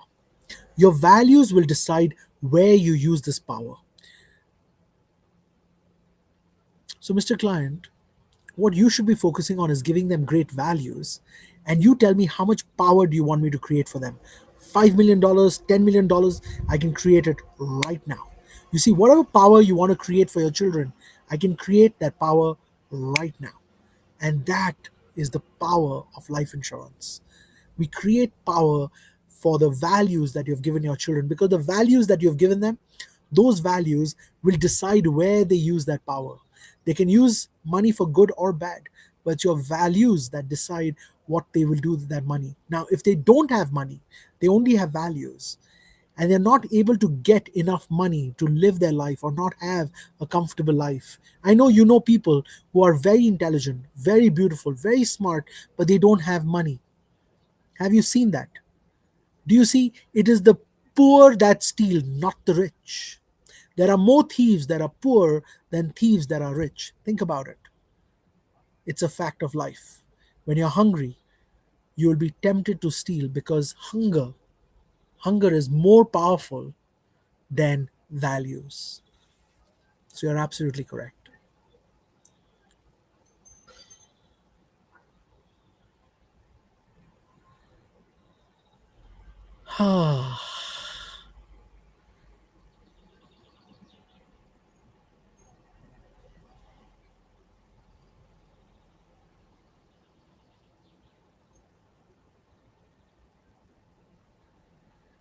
Charlotte has got a very interesting objection. I bought a lot of VUL products and all of them have lost value, so I don't want to buy anymore. Well, Charlotte, that's one of the problems that we have is when we don't understand what the purpose of a VUL product is. You see, a VUL product was designed to allow you to do investments in the market while being protected with insurance. It is not a product that was designed for insurance. It was a product that was designed for market investments while being protected with insurance. So let me give you an example. Let's say today you have $1 million and you want to invest your $1 million into the stock market. If that $1 million, my first question to you is, what do you want to achieve with that $1 million? Do you want that million to become $5 million? So let's put that as your target, right? So I'm investing a million, and in about 25 or 30 years, I want that $1 million to become $5 million. Now, if that million becomes 2 million, will you sell? No, because you're waiting for five. If that million becomes 3 million, will you sell? No, because you're waiting for five. If that million becomes 700,000, will you sell? No, because you're waiting for 5. If that million becomes 4 million, will you sell? No, because you're waiting for 5. You see, you want to achieve 5, and that is the blanket. So we call that a blanket. Now you have $1 million investment with a $5 million blanket. Over time your million will touch 5 million, and when it touches 5 million you can take that. That's the power of VUL. You can withdraw that money, withdraw that 5 million, the target that you have set as your milestone. But if something happens to you in that process, I still guarantee 5 million to your family. That is the power of insurance. So when I wrap a VUL with an insurance blanket, what I'm trying to say is whatever you dream of achieving with your money, I guarantee that dream today. And while you're alive, you can either watch it grow, or you can actually monitor how is it performing and then make changes the way you like. You see, I'm not here to talk about investments. I'm here to cover your investments with a blanket. And that's what a VUL is. A VUL as a product was designed to help you achieve your investment returns without the risk of the investment going to your children. The risk of the investment dies with you. That's what VUL was built for. That's what IUL. So in certain countries, it's called IUL, index investment linked plans, or ILPs or IULs. These are investment products with the blanket of insurance, so that the risk of the investment dies with you. The risk of the investment doesn't get passed on to your children, it dies with you. That's what an ILP, VUL, or IUL, or in India as they call it ULIP. These were products that were built where the risk of the investment dies with you. It's a simple product. VUL VUL stands for Variable Universal Life. VUL stands for Variable Universal Life. ILP, Investment Linked Plans. ULIP, Unit Linked Investment Plans or Insurance Plans. ILP, Indexed Linked Products. These are all what we call variable products, right? And because they're variable, the risk of the investment is on the client. So the risk of the investment dies with you. That's how the product is designed. Wow. Okay. You know what I realized? There's something that I did realize while I'm doing the session. One of the biggest challenges that I'm looking at is, as advisors or as managers, when you have all these advisors working with you, they might not understand how to handle objections.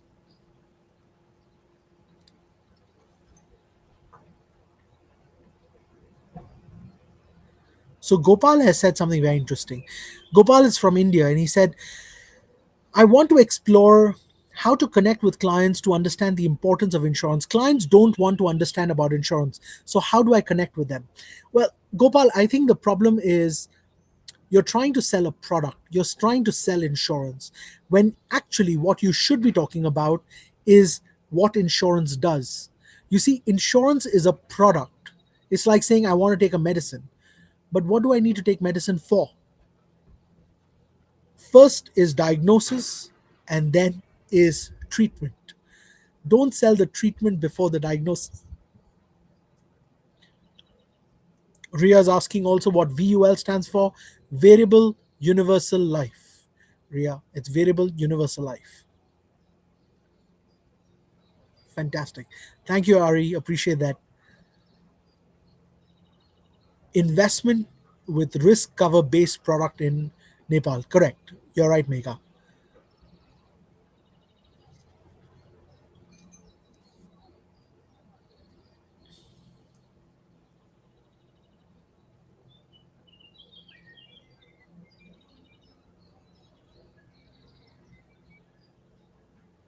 Thank you, Mr. MV Rao. All right. Now,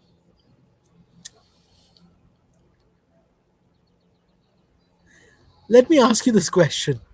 So I get this objection. How many of you have heard this objection? Insurance is just for older people or for emergencies. How many of you have had that objection?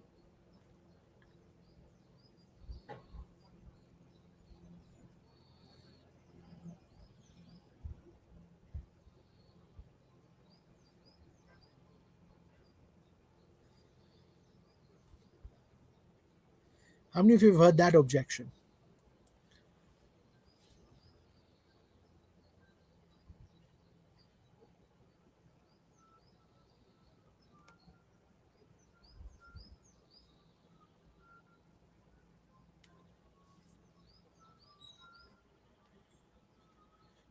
Oh, I love that one. All right. Um, L10G has got his clients prefer to buy term rather than whole life because they don't believe that they need protection after retirement. L, let me give you a very simple question. Commitments that have a term, commitments that have a term need term insurance, but commitments that are for whole life need whole life. Think about it. If you have a mortgage, you have a 25-year mortgage, you need a 25-year term because that's to cover your liabilities. If you have a 10-year corporate loan, you need a 10-year term because you have to cover your corporate liabilities. Whatever is the term of the commitment, that is the term of your insurance.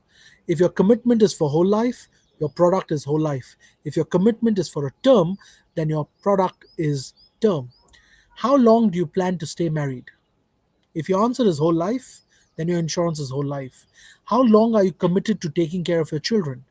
If that answer is whole life, then your product is whole life. If that answer is term, then your answer is term. It doesn't matter.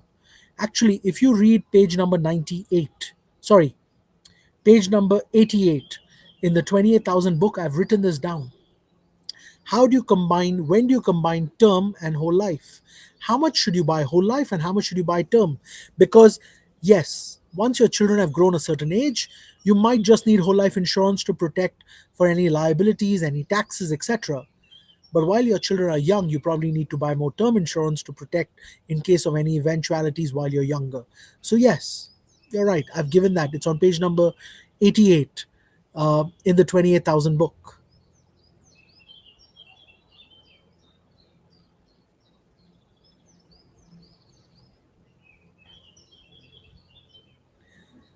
Asnawi has said something very interesting. She said, how do I handle when they say, I don't need a financial planner? My financial report is enough for me. Asnawi, that's fantastic. You see, a lot of people can read their own medical reports, they don't need a doctor. But what happens is when there's a major illness, your doctor will tell you, please, can you give me all the reports? Let me study it. And then they would want to give you advice. That's where the problem is.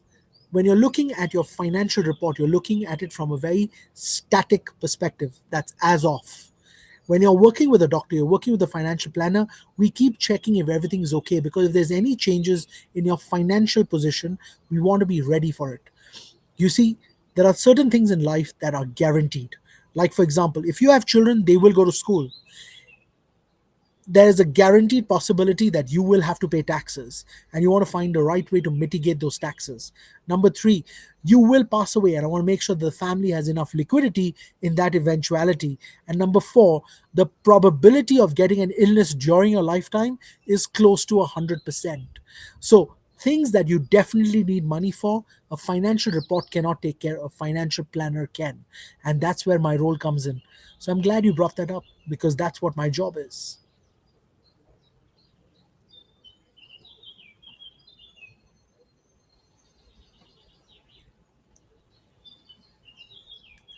Raghu says this. I love this one. Raghu says, my government will take care of my needs and they provide. Why do I need to purchase insurance? Well, Mr. Client, you're absolutely correct. I truly wish that forever my governments can take care of us. Unfortunately, that's not the reality. Every time I have seen people depend on the government, I have seen them get unhappy about it. They get disappointed. And that's happening globally because governments cannot take on this responsibility. That's the reason why they created the insurance system. If you think about it, how did insurance get created? As a product, insurance did not exist till a few hundred years ago. And the reason why this product was created because governments could not continue to take on the responsibility of taking care of all their citizens. So they created a product called insurance and it was initially called social security. And as you realize over time, the social security is reducing every year for a very simple reason: the government cannot take on so much responsibility. So let me ask you this question: Who would you rather be dependent on? Yourself or the government or your employer? Who would you rather be dependent on? Think about it. I truly believe that most people that I've worked with have always told me, Sanjay, I would rather be dependent on myself than be dependent on my employer or my government, because you're not married to your government and nor are you married to your employer. Guys, learn to take care of yourself. That's what I've realized. Jeffrey has said something very interesting. Why should I buy from you when other insurance companies are able to cost lesser with the same benefits? Jeffrey, I'm so glad. I'm so glad that you've already done your homework. Let me ask you a question. Why have you still not purchased it? You see, the problem is it's not about the price. The problem is you need someone to actually have this conversation with. Should I buy or should I not buy? That is what's most important. Mr. Client, it's not about being more expensive or cheaper. By the way, in the 21st century, almost all the companies are the same price. It's a 5-10% difference. And the reason why we've got that difference is because of the way we distribute, the way we calculate risk. But we are in the 21st century, we're extremely competitive. So the difference will not be too much. The question is, who do you want as an advisor? And if you haven't bought from your previous advisor, that only means that was not the right guy. The only question you have to answer today for me, Jeffrey, is, am I the right guy for you? Am I the advisor that you want to work with? I want to ask all of you this question. How many of you wish that I was your advisor today? How many of you wish that? Could you just say, I do?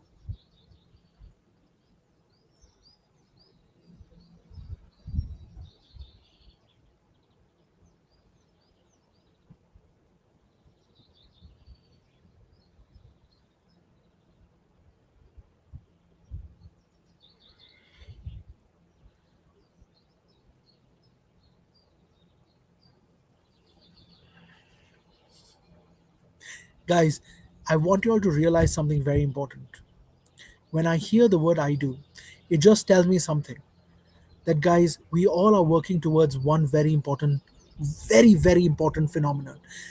Today, we are living in a world where everyone is going global. I want you all to think about this. Our clients are becoming global. Our businesses are becoming global. Our opportunities are becoming global. I want you to think really big. I want you to think global. I don't want you to think about your country, your company, your product. I want you to think about how you can work with clients anywhere in the world. You know what I've realized? We have been taught insurance, but we haven't been taught how to actually introduce insurance into your client's asset holding. Because when you're looking at your client's assets, it's not just about insurance. Insurance is just one product of all the different assets they have. They've got properties, they have real estate, they've got land banks, they've got investments, they've got businesses, they've got gold, they've got jewelry, they've got now even Bitcoin. So they've got all these different so-called assets on their balance sheet. And how does insurance fit into that? That's something that I really want all of y'all to learn, because in the next 24 months, if you don't learn this, you will lose out to a lot of other advisors who are spending time to study this. Guys, the future of our business is not financial planning. The future of our business is asset structuring. That's the reason why I'm spending time to teach this to you, because in our business, nobody is spending time to teach asset structuring. What they're spending time to teach is financial planning. They're talking about financial planning, estate planning, when they don't realize that asset structuring is the most important aspect of the estate plan in the future. And guys, if there's one thing you take away from today's video, this session is about how do you build the right structure for your clients. Objections are a challenge to that structure, because your clients already believe they've built the right structure. I already have enough insurance. I already have the right properties. I've already done my investments. I've already planned for emergencies. I've already done this. I've already done that. That is the objection that you're getting today. I have already done this. I've already done that. That's your biggest objection. And asset structuring can handle that objection like this. What is asset structuring? Thank you, Jinting. I'm so glad you asked that question. Asset structuring is about combining insurance with the tax liabilities and the tax advantages and the tax incentives that the government provides, along with the legal structure, which could be a trust, a foundation, or even an insurance policy, something like a PPLI, a private placement life insurance.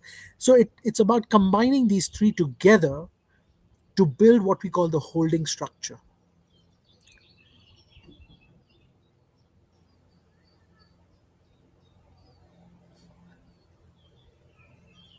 We've got one of the most beautiful things happening. By the way, guys, I did want to tell you this. I mean, I haven't announced it yet, and I'm hoping that in the future I can announce this. In November, right? I think it's on the 16th or 17th, maybe 16th and 17th of November. I'm holding a session specifically for leaders. Because you see, I don't recruit. I have no agency. I'm never going to recruit. I've been in this business. This is my 25th year in the business. I'm not here to build a business. I'm not here to build an agency. I don't recruit at all. But I did realize that a lot of leaders don't have the time to train their agency or doesn't know how to build this into a business for themselves.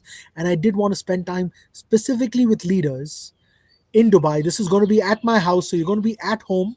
You're going to be in my house where we're going to sit down. And this is a by invitation only.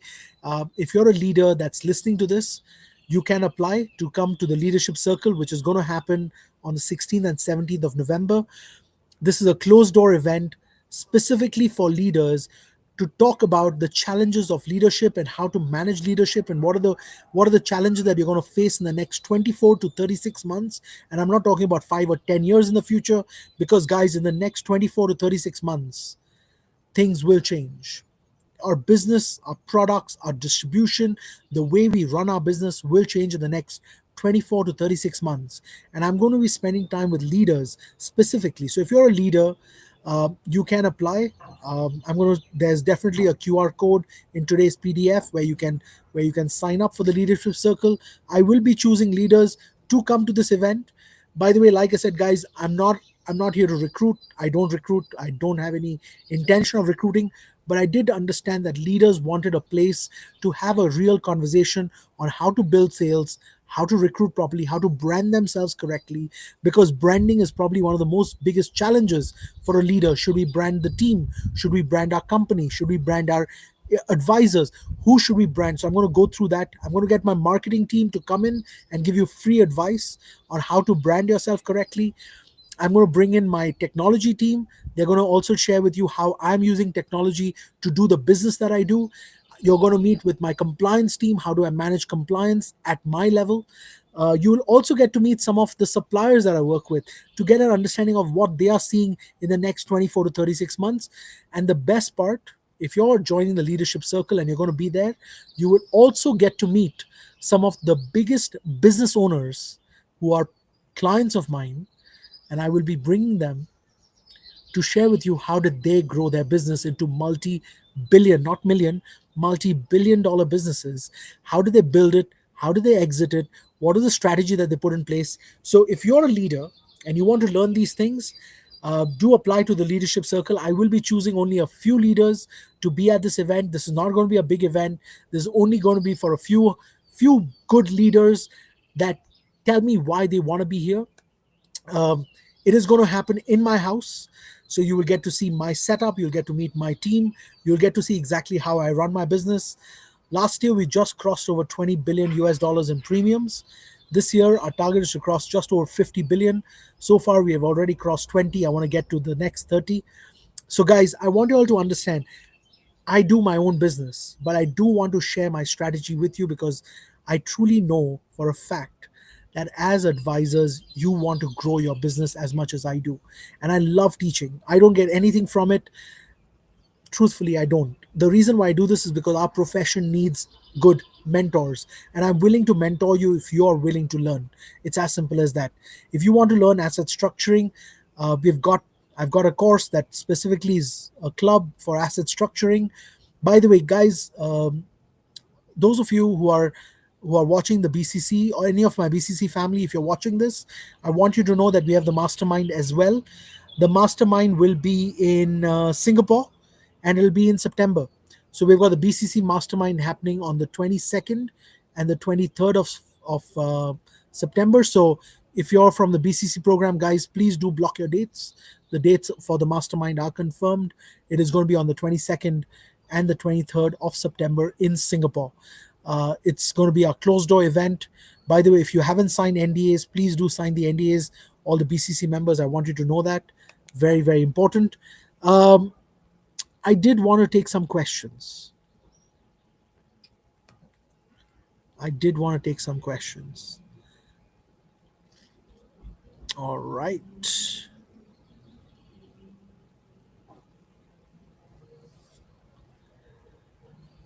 We're going to spend the next 15 minutes specifically on Q&A, right? So I want to make sure that if you have any burning questions, please do ask those questions. I'm going through the list of all the comments, so I can answer any of those comments. But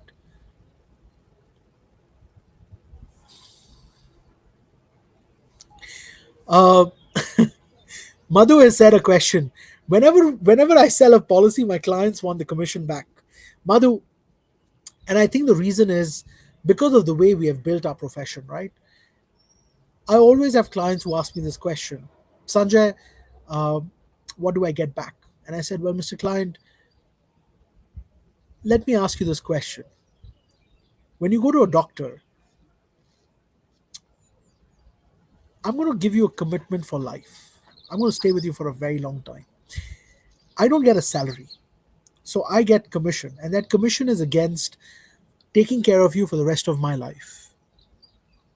If I start giving commissions away, I will not survive in this business long enough to take care of clients like you. So if you have advisors who are giving you commission, you can be sure that they will disappear from the market, which is exactly what happens. Because advisors don't get a salary, they get commission. And they cannot serve you for the rest of their life if they don't have any other form of income. And that's how I handle it. Right? Soumya says, sorry, Emmanuel was saying, just recruit them, Madhu. Um,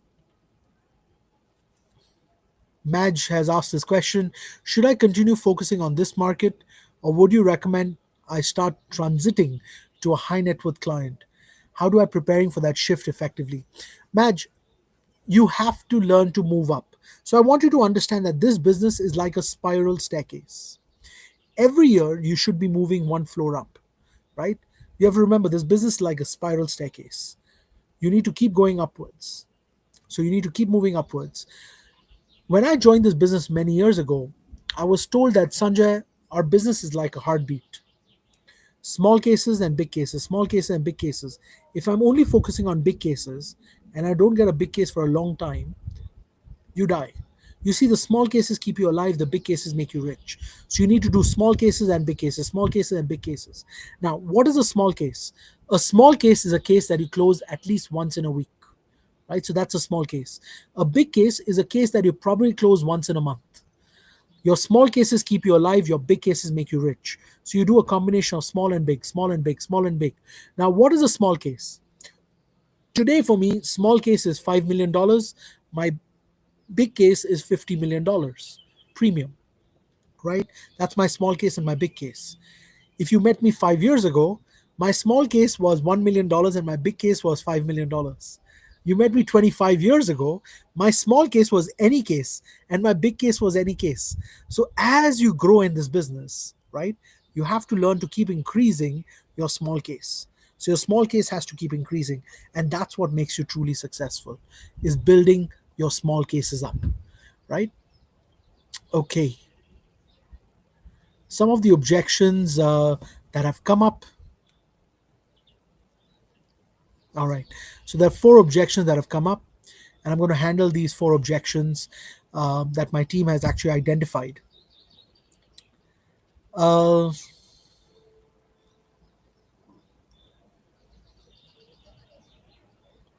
all right. My family haven't had for insurance for 3 generations, and my grandparents have all been living up to 90, so I don't see the urgency to do it now. Mr. Client, I'm so glad that everyone in your life has a long life expectancy.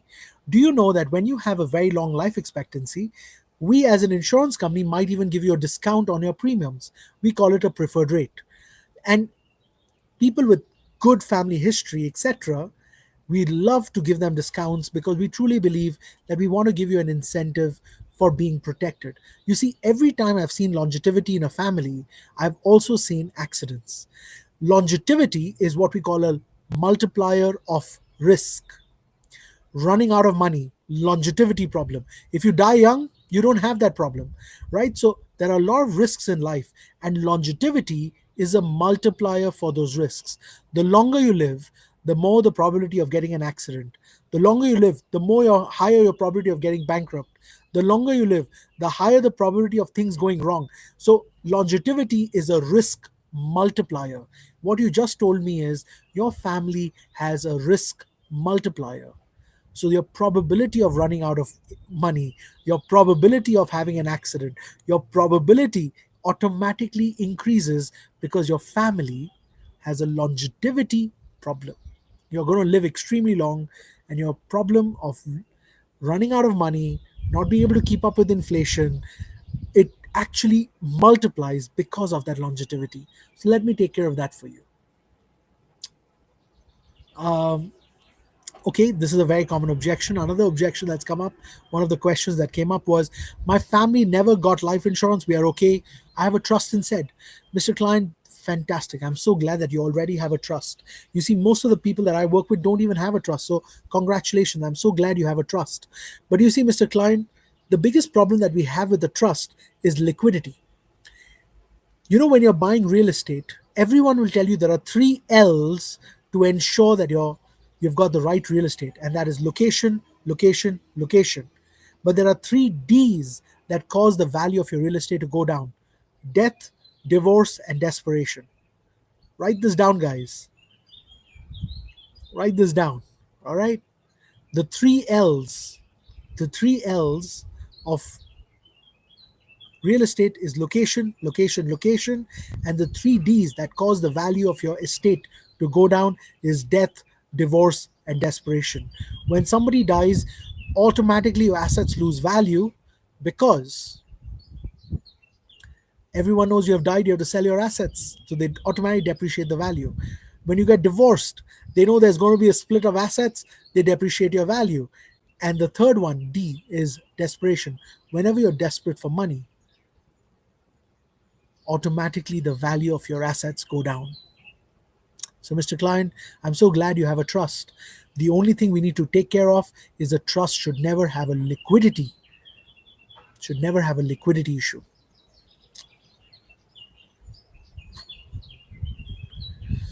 All right, number three. My client once told me her father controlled her payslip, so she can't do a policy on her own. Mr. Client, so this girl, obviously her father is taking care of the money, believes that she's great with managing her money. So let me tell you how I would handle this. Mr. Client, Miss Klein, I completely understand that your father is the decision maker, but I don't believe there's any father in the world that would tell her daughter, "Please don't learn how to manage your money." So why don't we do this? Why don't we have a meeting, your father, yourself, and me, and we have a discussion on how I can teach you how to manage your money? Because today your father is there to help you take care of your money. When he's not around, I want to make sure that you are ready under your father's guidance to be able to take care of money. So why don't I meet your father and I can help you manage this so you learn how to manage money yourself as well. Um, all right.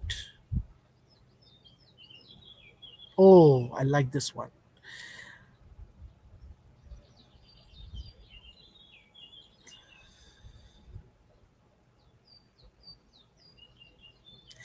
I don't have time to talk. Just send me the reading material. How many of you have received that? I don't have time to talk. Can you please send me the reading material? Can you just say I have?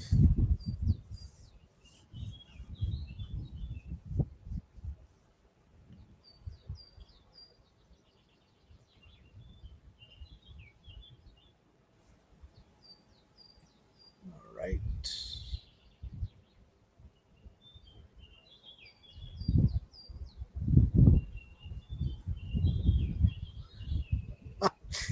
All right. So Jacqueline says Anna, Emmanuel. Okay. All right. Let me tell you how I'd handle that objection. Mr. Klein, I would love to send you reading material. Please, can you tell me what would you like to read? Would you like to read about me? Would you like to read about my company? What would you like to read about? Because you see, I don't know anything about you. I don't know enough to be able to give you advice. So, what would you like me to send you? Now, one of the things I can tell you, guys, and this is something that I would love to give all of you that are watching today's video, is you can download the financial planning ebook for free. I'm going to ask my team to see if they can send you that link or put that up in the comments somehow. Is the link to download the financial planning ebook. It's a great ebook to send as reading material to your clients, because in that ebook I have written down how much insurance to buy, how to buy it, when to buy it, where to buy it. I've written that all down. So guys, use that as reading material. Give Send them a book. Tell them, why don't you read this book? It's pretty much a simple guide on how to do proper financial planning. And guys, I've written that book for every single one of you. By the way, all the BCC members, the new book, which is the Wealth Infrastructure book, will be ready for all of you. So be ready. You will have a new ebook to be able to send to all your clients. It's called the Wealth Infrastructure.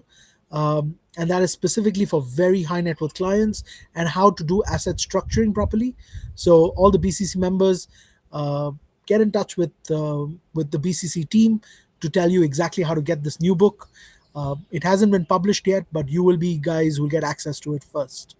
So I just thought, let me get that across to all of you guys.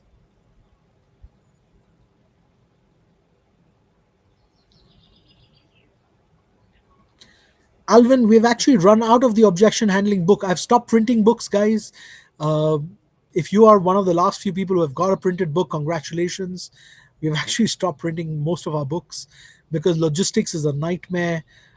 They get lost in shipping, and it's just, I don't earn any money from this, and it's just taking up too much of my time. And that's the reason why all the money goes to charity. This is not my business. So, uh, guys, if you are wanting to study about you want to study about getting asset, about the books, etc., there is a free ebook that's available. You can scan that code. For those of you who want to join the asset structuring club, there will be another code that will keep coming up. You can see that. Leaders who do want to join the the leaders circle that's happening in November, there will be a code for you as well. Please do sign up for that.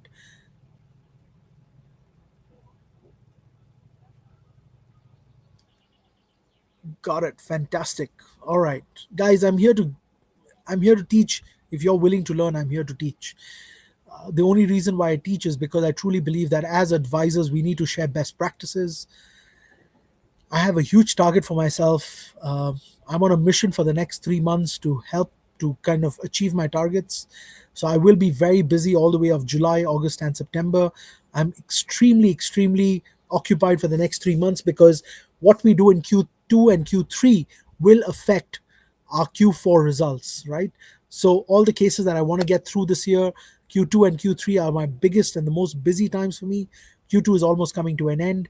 So I've just got July, August, and September to get through my Q3, because once we get to final sprint, it's only about case issuance, um, a few more cases to get done. So Q3 is extremely important. And guys, I want you to know this. Um,